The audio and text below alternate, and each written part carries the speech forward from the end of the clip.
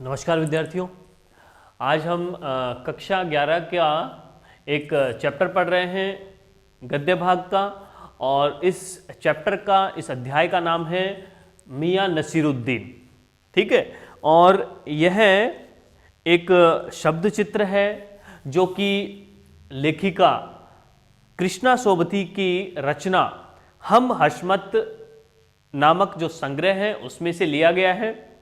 और इस शब्द चित्र में मियां नसीरुद्दीन जो हैं उनके बारे में यहाँ शब्द चित्र खींचा गया है। उनके को जो खानदानी नानबाई हैं, नानबाई का मतलब है कि जो खाना बनाने वाले हैं, अनेक प्रकार की रोटी बनाने की कला जानने वाले हैं, उन मियां नसीरुद्दीन के व्यक्तित्व और उनके स्वभाव का शब्द चित्र यहाँ प्रस्तुत किया गया है। ठीक है ना, कि वो उनका व्यक्तित्व किस प्रकार का है ना, और शब्द उनका स्वभाव किस प्रकार का है। और दूसरी बात है कि वो जो नसीरुद्दीन हैं, मियां नसीरुद्दीन, उनके मसीहाई अंदाज को प्रस्तुत किया गया यहाँ पर। मसीहाई अंदाज का तात्पर्य क्या है कि वो अपने आप को एक मसीहा के रूप में प्रस्तुत करते हैं, कि वो इस कला में, इस खाना बनाने की जो कला है, यानी जो खाना बनाने की कला जो जानने वाले हैं उनको नानबाई कहते हैं, और वो सभी नानबाइयों में सर्वोपरि हैं, सबसे ज़्यादा अनुभवी हैं, ऐसा वो प्रस्तुत करना चाहते हैं। क्यों करना चाहते हैं? क्योंकि वो उस कला में निपुण है, पारंगत हैं, अनेक प्रकार की रोटियों को वो आसानी से बना लेते हैं, और उनके बहुत से शिष्य हैं जो उनकी इस कला का अनुकरण वो करते हैं। ठीक है, तो इस प्रकार से नसीरुद्दीन के मसीहाई अंदाज की यहां झलक प्रस्तुत होती है। और वे अपने पेशे को, पेशा मतलब प्रोफेशन, अपना जो काम है उससे जो उनको पैसा मिलता है, उस प्रोफेशन को क्या मानते हैं? उनको वो कला भी मानते हैं। यानी उस पेशे को वो पैसा कमाने का जरिया ही नहीं मानते, बल्कि उसको कला भी स्वीकार करते हैं। ठीक है ना, कि हमें अपने काम में, चाहे वो छोटा हो या बड़ा हो, उसमें हमें पारंगत हो जाना चाहिए। ठीक है ना, तो उसको हम कैसे कर सकते हैं? पारंगत कैसे हो सकते हैं? वो किताबी ज्ञान से नहीं हो सकता है, वो व्यावहारिक ज्ञान से होगा। ठीक है ना, वो ज़्यादा से ज़्यादा प्रैक्टिस करने पर, हमारे द्वारा अभ्यास करने पर हम किसी भी काम को, जटिल से जटिल काम को भी आसानी से सीख सकते हैं और उसमें महारत हासिल कर सकते हैं। ठीक है, तो चैप्टर को फिर से हम स्टार्ट करेंगे। इसका आधा भाग हम पढ़ चुके हैं, और हमने पढ़ा कि जब मियां नसीरुद्दीन अपने भट्टी पर उसको वो बना रहे हैं, रोटियां बना रहे हैं, तो वहाँ पर कुछ लोग आते हैं, लेखिका जाती है और कई सवाल उनसे पूछे जाते हैं। ठीक है ना, तो उस समय नसीरुद्दीन कहते हैं कि तालीम की तालीम भी बड़ी चीज होती है। यानी कि सबसे बड़ी जो चीज है वो है शिक्षा। किसकी? वो किताबी ज्ञान वाली शिक्षा नहीं, बल्कि करके सीखने वाली शिक्षा। ठीक है ना, उसको व्यवहार में लाने की सीख। ठीक है ना, वो कैसे आएगी? वो अभ्यास से आएगी, निरंतर अभ्यास से। और नसीरुद्दीन कहते हैं कि मैंने ये बहुत ही छोटी उम्र में ही मैंने स्टार्ट कर दिया था, और अब मुझे इस काम में बहुत ही कुशलता प्राप्त हो गई है। और आगे पढ़ते हैं कि मियां नसीरुद्दीन जोश में आ गए। हमने न लगाया होता खोमचा तो आज क्या यहाँ बैठे होते। नसीरुद्दीन ने कहा कि हमने ये जो भट्टी लगाई है, ठीक है ना, और तब हमको यहाँ कुशलता प्राप्त हुई है, एक दिन में नहीं आया है हमको ये काम। मियां को खोमचे वाले दिनों में भटकते देख हमने बात का रुख मोड़ा। आपने खानदानी नानबाई होने का जिक्र किया, क्या यहाँ और भी नानबाई है? कि आप तो है ही है, कि और भी है क्या यहाँ पर कोई? मियां ने घूर कर देखा कि बहुतेरे हैं, बहुत से हैं नानबाई, पर खानदानी नहीं है। यानी कि खानदानी का मतलब है कि नसीरुद्दीन है, उनके पिताजी भी, दादाजी भी इस काम को करते हुए आ रहे हैं, तो वो ठीक है, पारंगतता या कुशलता प्राप्त हो गई है। तो कहते हैं कि बहुत सारे हैं लेकिन वो खानदानी नहीं है। सुनिए, दिमाग में चक्कर काट गई एक बात। हमारे बुजुर्गों से बादशाह सलामत ने यूं कहा कि मियां नानबाई कोई नई चीज खिला सकते हो क्या? किसने कहा? बादशाह ने। किसको कहा? मियां नसीरुद्दीन के पूर्वजों को कहा होगा, ठीक है। तो मियां नसीरुद्दीन के जो पूर्वज थे, बुजुर्ग थे, उनमें से किसी एक ने कहा कि हुक्म कीजिए जहांपना बादशाह। बादशाह सलामत ने फरमाया कि कोई ऐसी चीज बनाओ जो न आग से पक सके न पानी से बने, ठीक ना, आग का भी इस्तेमाल ना हो और पानी भी इस्तेमाल ना हो, ऐसी कोई चीज बनाओ। क्या उनसे बनी ऐसी कोई चीज? क्यों न बनती साहब? किसने कहा? नसीरुद्दीन ने। क्यों नहीं बनेगी? और बादशाह सलामत ने खूब खाई और खूब सराही। सराही मतलब उसकी प्रशंसा की कि बहुत अच्छा बनाया आपने, तो ठीक है ना। तो इस प्रकार से मियां नसीरुद्दीन अपने बुजुर्गों के बारे में, खानदान के बारे में बता रहे हैं कि किस प्रकार उनको महारत हासिल है इस काम में, रोटी बनाने के काम में। लगा हमारा आना कुछ रंग लाया चाहता है, बेसब्री से पूछा कि वह पकवान क्या था, कोई खास ही चीज होगी। ऐसी कौन सी चीज थी जो बिना आग के, बिना पानी के बनाई गई? कौन सी चीज थी, बताइए नसीरुद्दीन जी। मियां कुछ देर सोच में खोए रहे। सोचा पकवान पर रोशनी डालने को है। नसीरुद्दीन साहब बड़ी रुखाई से बोले, यह हम न बताएंगे, बस आप इतना समझ लीजिए कि एक कहावत है कि खानदानी नानबाई कुएं में भी रोटी पका सकता है। एक कहावत है, एक लोकोक्ति है कि एक जो खानदानी नानबाई होगा, ठीक है, खानदानी नानबाई जो होगा,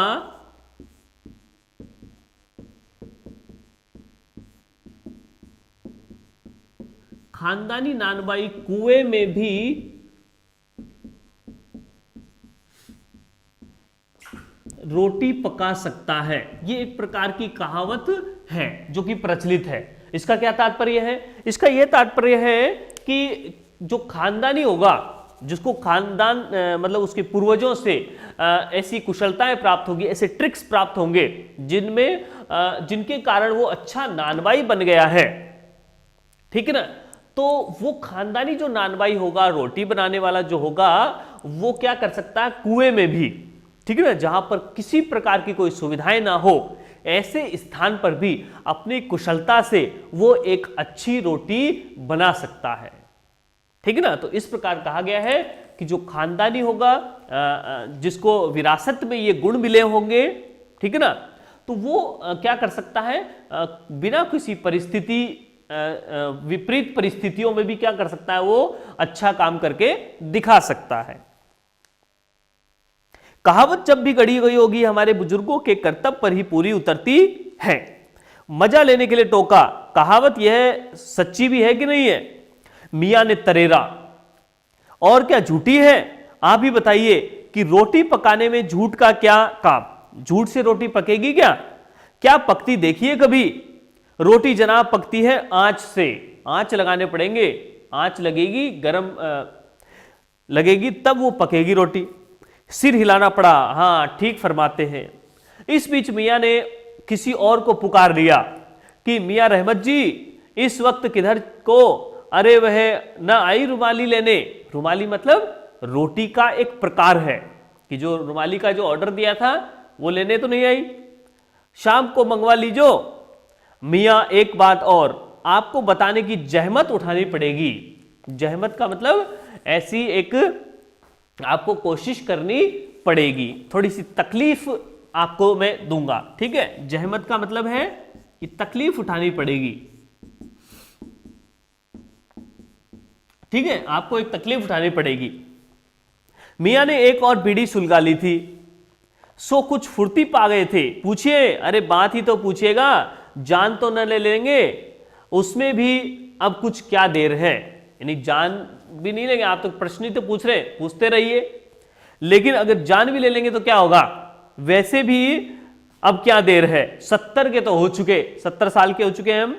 फिर जैसे अपने ही से कहते हो कि वालिद मरहूम तो कूच किए। वालिद मरहूम का मतलब है, वालिद का मतलब है पिता, और मरहूम का मतलब है मृत हो जाना, निधन हो जाना, और कूच करना मतलब चले जाना, प्रस्थान कर जाना, यहां धरती से स्वर्ग में चले जाना। ठीक है, कूच किए 80 पर, क्या मालूम हमें उतनी मोहलत मिले ना मिले। यानी हमारे जो पिताजी थे और वो 80 साल के हो गए तब उनका निधन हुआ, हम 70 के हुए हैं, हो सकता है कि पहले ही हो जाए निधन। इस मजमून पर हमसे कुछ कहते न बन आया तो कहा, अभी यह जानना था कि आपके बुजुर्गों ने शाही बावर्ची खाने में तो काम किया ही होगा। उनसे नसरुद्दीन जी से पूछा गया कि आप बड़े खानदानी बता रहे हैं, तो आपने क्या ये जो मुगल शासक थे, ठीक है ना, महाराज थे, राजाओं के घर पे भी काम किया है क्या? बावर्ची खाने में भी काम किया होगा। मियाँ ने बेरुखी से टोक दिया, वह बात तो पहले ही हो चुकी ना कि हमारे जो पूर्वज थे वो राजा महाराजाओं के यहाँ काम करते थे, वहां बनाते थे ये सब खाना। हो तो चुकी साहब, पर जानना यह था कि दिल्ली के किस बादशाह के यहाँ आपके बुजुर्ग काम किया करते थे। ठीक है ना, कौन सा ऐसा राजा था उसके यहाँ बावर्ची थे या खाना बनाते थे, रसोइये थे। अजी साहब क्यों बाल की खाल निकालने पर तुले हैं? बाल की खाल निकालना मतलब और खोद खोद के पूछना। ठीक है, कह दिया ना कि बादशाह के यहां काम करते थे, सो क्या काफी नहीं है? हम खिसियानी हंसी हंसे। खिसियानी हंसी का मतलब है बनावटी हंसी। है तो काफी, पर जरा नाम ले लेते तो उसे वक्त से मिला लेते।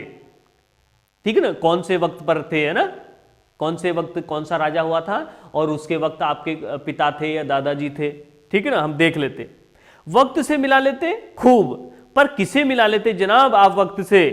मियाँ हंसे जैसे हमारी खिल्ली उड़ाते हो, हमारा वो मजाक उड़ा रहे हो। अरे वक्त से किसे मिलाओगे? वक्त से वक्त को किसी ने मिलाया है क्या आज तक?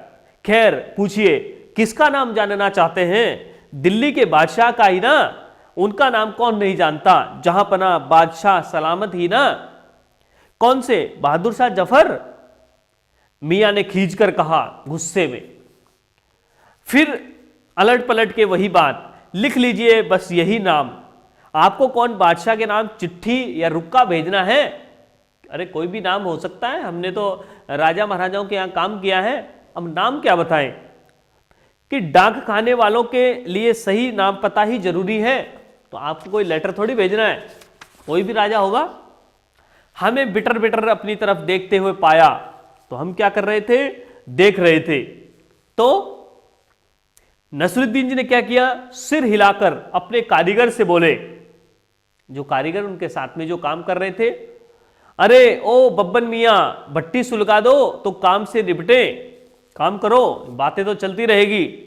यह बब्बन मियाँ कौन है साहब?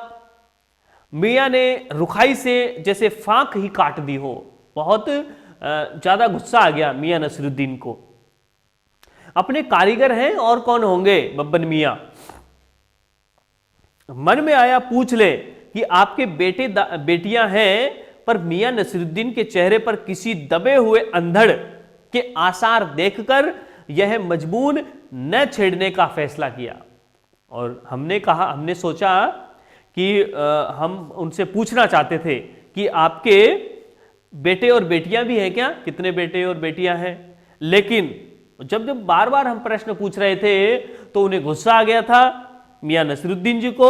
इसलिए मियां नसरुद्दीन के चेहरे पर किसी दबे हुए अंधड़, यानी उनका चेहरा ऐसा लग रहा था कि उनके चेहरे के पीछे ऐसे भाव झलक रहे थे कि कोई एक अंधड़ आने वाला है, एक आंधी आने वाली है, तूफान। ठीक है ना, इसका मतलब क्या है कि उनके भावों से ऐसा लग रहा था, एक्सप्रेशन से ऐसा लग रहा था जैसे उनको कोई गुस्सा आ रहा हो। ठीक है ना, मन में कोई भयंकर गुस्सा आ रहा हो।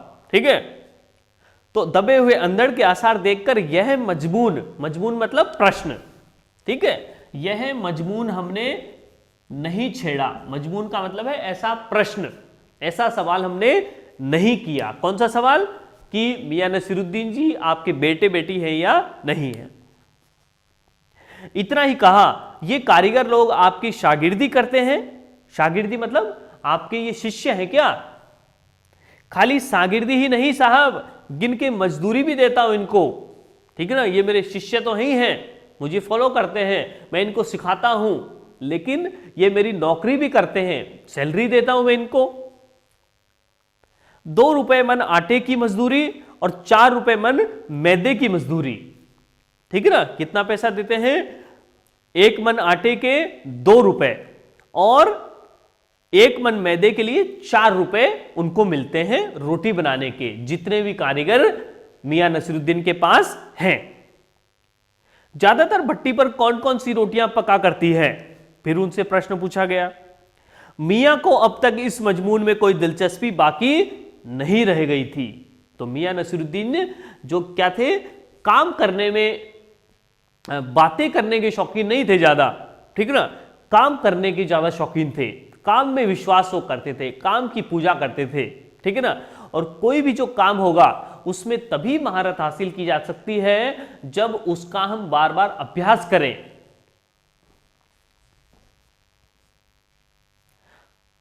मियां को अब तक इस मजमून में, मजमून मतलब प्रश्न में, इस सवाल में कोई भी दिलचस्पी बाकी नहीं रह गई थी।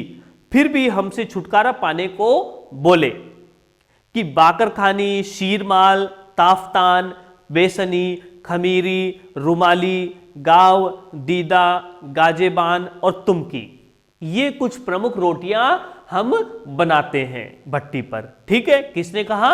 मियां नसीरुद्दीन ने, ठीक है। कौन कौन सी? बाकरखानी, शीरमाल, ताफ्तान, बेसनी, खमीरी, रुमाली, गाव, दीदा, गाजेबान और तुनकी। अब ये तुनकी क्या है? फिर तेवर चढ़ाकर हमें घूर कर कहा। किसने कहा? मियां नसीरुद्दीन ने, कि तुनकी जो होती है, तुनकी नाम की जो रोटी है वो पापड़ से भी ज्यादा महीन होती है। महीन, महीन यानी पतली, पापड़ से भी ज्यादा पतली होती है। कौन सी रोटी? तुनकी नाम की रोटी। हां, किसी दिन खिलाएंगे आपको। एकाएक, एकाएक मतलब अचानक, अचानक मियां की आंखों के आगे कुछ कौंध गया। कौंधने का मतलब है जल्दी से उनके दिमाग में एक विचार आ गया, विचार आ जाना, ठीक है। बिजली की गति से, तेज गति से एक विचार आया उनके दिमाग में। एक लंबी सांस भरी और किसी गुमशुदा याद को ताजा करने को कहा, ठीक है ना। एक पुराने विचार में वो डूब गए। उतर गए वे जमाने। मियां नसीरुद्दीन ने क्या कहा कि वो जमाने चले गए। कौन सा जमाना? पहले जमाना और था, आज का समय बदल गया है। पहले क्या जमाना था कि और गए वे कद्रदान। कद्रदान का मतलब है जो कद्र करते थे कला की, कला की जो कद्र करते थे, सम्मान करते थे, ठीक है ना। अब कैसा जमाना है? अब हाईटेक जमाना है, ठीक है ना, विज्ञान का युग है, ठीक है ना। तो उसमें ये कला की कद्र नहीं होती है, ठीक है ना, उसमें मशीनरी का ज्यादा रोल है। तो इस प्रकार से कहा कि वो जमाने चले गए जब इस कला की कद्र होती थी। कोई किसी भी प्रकार की कला, चाहे वो मकान बनाने की कला हो, कोई भी प्रकार की कला हो, चित्रकला हो या संगीत कला हो, नृत्य कला हो, तो पहले अलग प्रकार की जो कलाएं थी उनका सम्मान करने वाले भी थे, कलाओं में निपुण लोग भी थे और उनका सम्मान करने वाले लोग भी थे। अब वो जमाने खत्म हो गए हैं। जो पकाने खाने की कद्र करना जानते थे, मियां अब क्या रखा है, निकाली तंदूर से निगली और हजम। आज वो समय बदल गया है। आज उसकी उन कला की बात कोई नहीं करता, कलाकारों की बात कोई नहीं करता है। आज चाहे किसी भी फील्ड में, किसी भी क्षेत्र में कोई फेमस हो तो उनको कोई पूछता नहीं है, क्योंकि आज दूसरा व्यक्ति है और कल कोई दूसरा उसके ऊपर जा सकता है, ठीक है ना, वो हिट हो सकता है, ठीक है ना। चाहे हम फिल्म के क्षेत्र में ले लें, म्यूजिक इंडस्ट्री में या स्पोर्ट्स में या किसी भी कला में, हाथ की जो भी कला है, किसी भी कला में हम देख लें तो वहां पर उस व्यक्ति का फ्यूचर या भविष्य उसका सेफ नहीं है, क्योंकि प्रतिदिन या दिन पर दिन एक नई प्रकार की एक जो टेक्निक है वो आ जाती है, ठीक है ना। और उसके कारण से जो हाथ की जो कला में निपुण जो लोग हैं उनको बेरोजगार होना पड़ता है, क्योंकि उन कला की और उन कलाकारों का अब कोई सम्मान नहीं रह गया है।